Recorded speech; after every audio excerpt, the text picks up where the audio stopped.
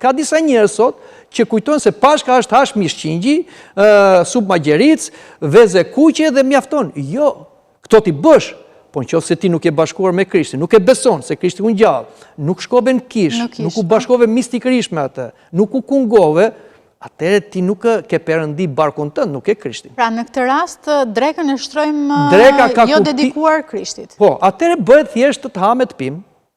Nëse nuk e shkuar në kish dhe nuk e beson këtë. Nuk e beson. Thjesht, shiko, në qoftë se ne duam të gjejmë festa, për të argëtuar, ka shumë festa që mund ta bëjmë. Po në qoftë se ti bëj një festë fetare, kjo ndodh dhe për Krishtlindjen dhe për Pashkën, ajo është një thjesht komerciale, por ulet dinjiteti. Pra, neve festojmë pa mend.